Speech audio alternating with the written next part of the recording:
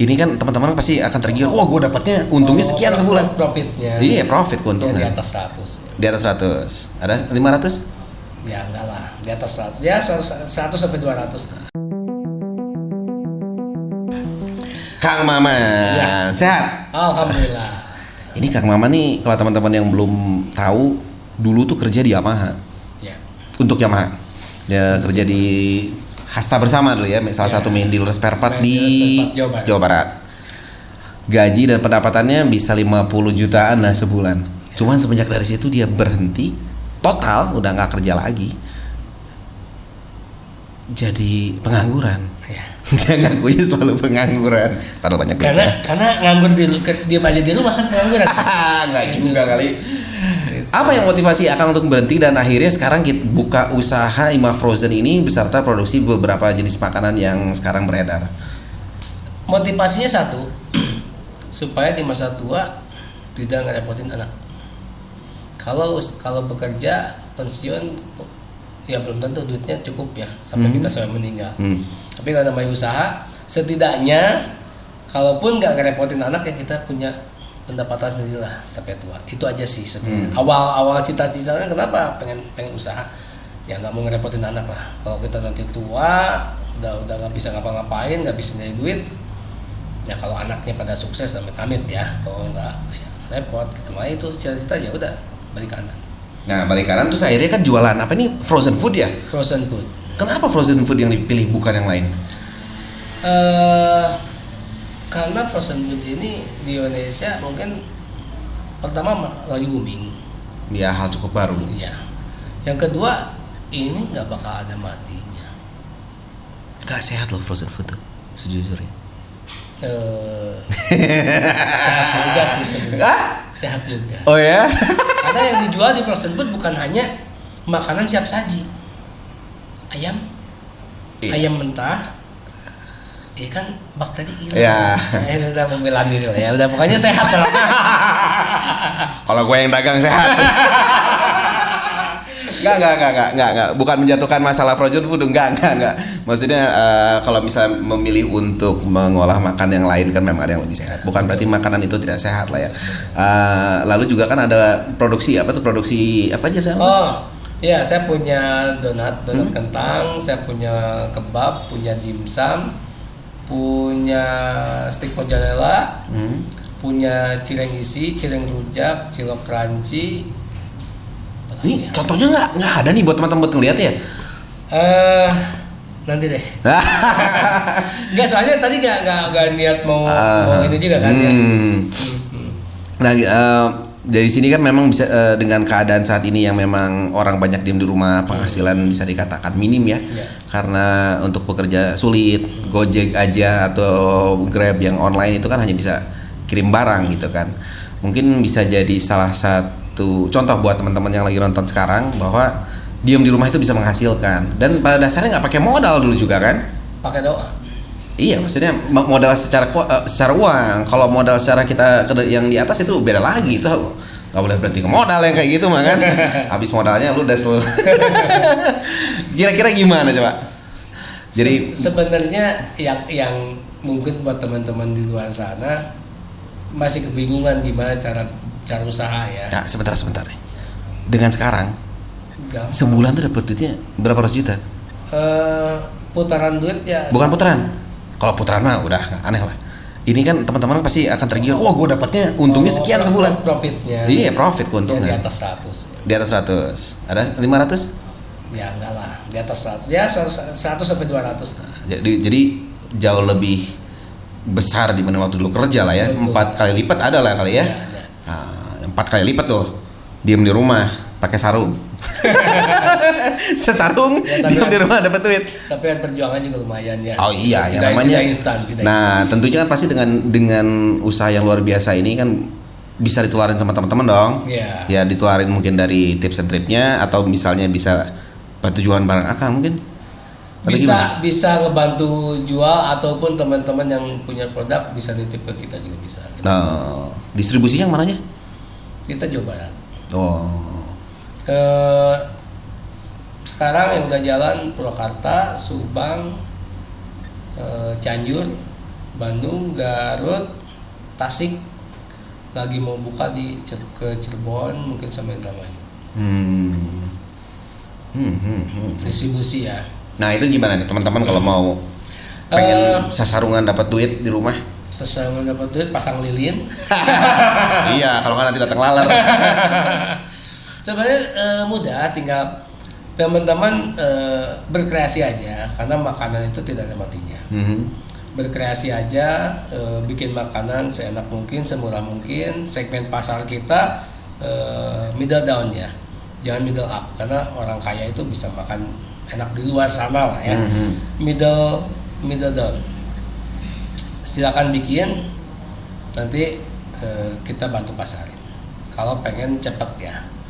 Kalau pengen saya pengen usaha Kang gitu. Ya kalau langsung pengen gede ya duitnya juga gede. Ya enggak, ini mah kita bicaranya kalau yang udah gede mah nggak usah dipikirin kali. Dari orang-orangnya ya modal kecil ala kadarnya ya, lah. Modal kecil, kalau menurut saya sih salah satu cuma berkreasi aja.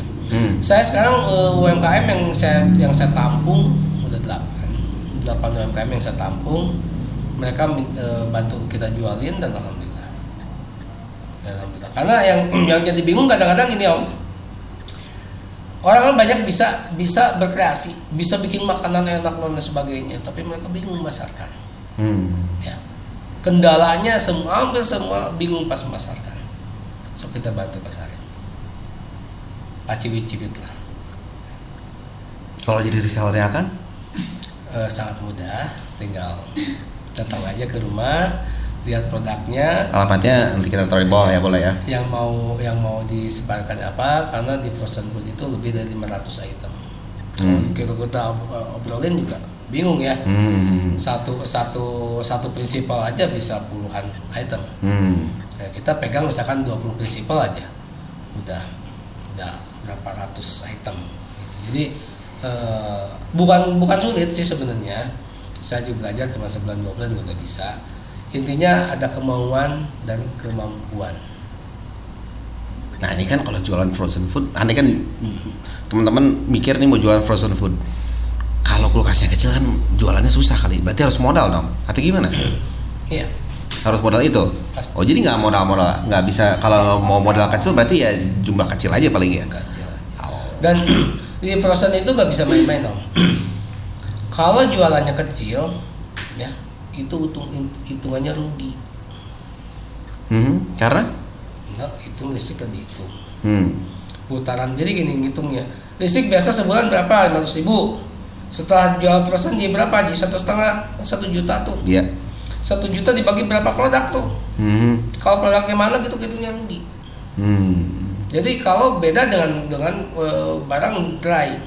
Kalau dry food kasarnya lo nggak laku 2 bulan 3 bulan juga nggak rugi kan, ya nggak makan listrik. Kalau frozen food lo nggak laku makan listrik. Jadi mainannya nggak bisa kecil. Jadi buat teman-teman buat nyoba usaha ini harus pakai modal gede dong. Makanya kalau menurut saya kalau main frozen itu jangan asal lah lo pengen nyobain ya, rugi kasihan. Lo mending sekarang bermain produk aja, so kita bantuin. Kecuali jadi reseller ya. Iya reseller maksudnya. Kalau reseller nggak usah punya freezer. Lo buka PO, PO-nya kirim kita kirim. Ya kalau misalnya di rumahnya pengen buka warung, ya hitung dulu. Hitungnya gimana? Hitung dulu listriknya. Makan listrik lumayan kan. Saya aja sekarang bayar listrik ya lumayan lah, 8 juta, 9 juta sehari sebulan bayar listrik. Jadi main frozen itu bukan jadi main-mainan yang buat iseng-isengan. Jadi sebenarnya ini pakai sarung di rumahnya ini pakai sarung karena duitnya habis buat bayar listrik kali ya, nggak bisa beli celana. Intinya kalau frozen itu nggak bisa jadi Jadi ini bukan usaha yang mudah untuk dicontoh artinya. Jadi disarankan buat teman-teman ya berkreasi di bidang, kalau pengen di makanan produksi aja, kita bantu jualin. Kalau pengen buka usaha seperti frozen food ini dengan sekarang yang udah menjamur di mana-mana, kebagusan. Jadi dulu pada mau kayak dia susah. Kalau nggak punya modal nggak bisa, karena harus bayar listrik, harus punya chiller, harus punya freezer. Gua kira tadi gua undang Kang Maman di sini tuh dia bisa ngasih solusi lu diam di rumah jadi uang. Bisa. Kan dagang tadi. Ini dagang itu orang-orang masak itu bukan semua orang tuh nggak bisa melakukan itu. Bisa, Om. Masak itu beda. Bisa. Enggak semudah itu. Enggak. Percaya nggak? Nggak percaya. Kenapa? Satu orang masak A dan satu orang masak A, gitu hasil rasanya nggak sama. Saya kasih contoh ya, bahwa itu mindset jauh, deketan nih. Ya. Bahwa mindset itu saya katakan salah. Akang jago masak apa? 100% salah. Jago masak apa? Bukan gitu. Enggak, saya nanya jago masak apa? Bukan. Enggak, harus gini soalnya. Kalau ini versi saya ya. Karena dari kecil dari SD saya tuh belajar masak, suka masak. Kalau rasa yang enak sama yang enggak, lalu yang bisa dengan resep yang sama di satu ruangan bareng-bareng masak, hasilnya nggak sama. Setuju. Tapi kalau untuk jualan tidak seperti itu. Karena kalau akan jualan makanan yang enak dibeli nggak? Bukan. Jadi gini. Saya punya produk. Saya contohin ya. Kemarin saya produk maklun. Awalnya saya maklun karena keluarga saya ada yang nggak kerja, ada yang nganggur.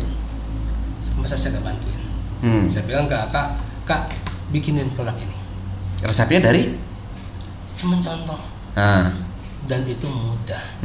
Saya contohin pisang lumer. Pisang lumer itu dibulat sama apa apa sih namanya? Di dalamnya coklat sama pisang. Kalau dimakan itu kriuk, coklatnya lumer. Itu cuman bawa contoh, bikinin. Bisa. Nggak semua orang bisa. Nggak bisa. Masak tuh nggak semua orang bisa. Feel-nya beda.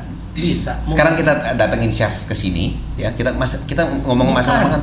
Jadi gini. Kalau cuman bentuk, rupa bisa, taste nggak bisa. Ya itu terserah sih ya. Saya ngejalanin ini, saya punya produk udah 11 dan saya udah bisa ngejual sampai kemana-mana. Omset saya untuk merek Sita udah 400 juta dan itu ganti-ganti orang masaknya dapat. Bisa. Iya. Kalau dikasih dasarnya iya. Jadi saya gini, prinsip saya begini. Mungkin Akang prinsipnya adalah resto. Kalau saya prinsipnya adalah pabrik. Sorry. Iya, betul. Bedanya konsepnya gini. Ini yang lagi kita bicarakan lah. Ini teman-teman di rumah mau dagang. Semua orang itu nggak bisa masak dengan rasa yang sama. Nggak bisa. Kecuali dia biasa masak. Bisa. Sorry. Nggak bisa. Kalau menurut saya bisa. Nggak bisa. Ini yang bikin gue musuhan sama lu dulu kan. Akang berusaha dengan pemikiran Akang. Dan sorry, belum pernah bisnis di bidang makanan. Ya. Pernah saya. Tapi tapi tidak. Enggak, memang saya mah enggak pendapatannya enggak gede gitu. Pendapatan dulu itu tahun 90-an tuh cuma 2 sampai 5 juta sehari. Nah, dikit dibanding Akang. Berarti sorry, itu tidak sukses dengan pemikiran itu. Dengan pemikiran saya bisa sukses membawa orang, menggaji orang sampai mempekerjakan orang begitu banyak. Jadi intinya semua orang bisa masak dan jualan lah ya. Oke. Asal dia punya contoh. Saya gini, kakak saya sekarang yang bikin memperkerjakan ibu-ibu 15 orang dan itu ganti-ganti produk dan semuanya bisa. Jadi tipsnya kita simpulkan. Satu, tadi makanannya yang harus dijual itu cemilan yang belum ada di pasaran intinya. Secara pabrik besar. Lalu selain dari itu, kalau secara modal repot makannya enak, bisa dibantu. Kalau seandainya dia produknya bagus, iya, bakal bisa di pasar, bakal diserap dengan bagus. Berarti intinya pada saya harus test food dulu ke Akang dong ya. Oke. Ya, kita simpulkan sekali lagi nih karena kalau lihat waktunya udah cukup panjang buat teman-teman, takutnya bosan ngeliat muka gue sama Kang Maman. Oke, nomor 1 tadi kita makanannya harus makanan cemilan gitu. Kalau misalnya teman-teman mau jualan di rumah, lalu cemilan ini dicoba dulu. Kalau sekiranya ini memiliki pangsa pasar tertentu, nanti bisa dibantu sama Kang Maman untuk pemasarannya. Atau misalnya sekiranya makanannya enak tapi enggak modal kurang, bisa dibantu ya. Nah selain dari itu kalau mau tanya-tanya bisa tanya langsung, mau main ke rumah mungkin ya, mau sekalian lihat makanannya, alamatnya teman-teman bisa lihat langsung di kolom deskripsi di bawah. sementara waktu bentar lagi kita ada janji lagi kebetulan Buka mau puasa. jalan-jalan mau buka puasa ceritanya nih. Bukan Buat teman, jalan-jalan. nah, Covid. iya kan tetap jalan. Buat teman-teman yang tadi sekiranya sependapat dengan saya atau tidak sependapat dengan saya, sependapat dengan Kang Maman bahwa semua orang bisa masak atau tidak, tolong komentar di bawah. Buat teman-teman yang mau coba langsung makanannya atau mau jualan langsung ke bawah, dan kebetulan juga ada Instagramnya ya, nanti bisa dilihat makanannya seperti apa di Instagram. Sementara waktu saya Anto dan Kang Maman cabut dulu, bye bye.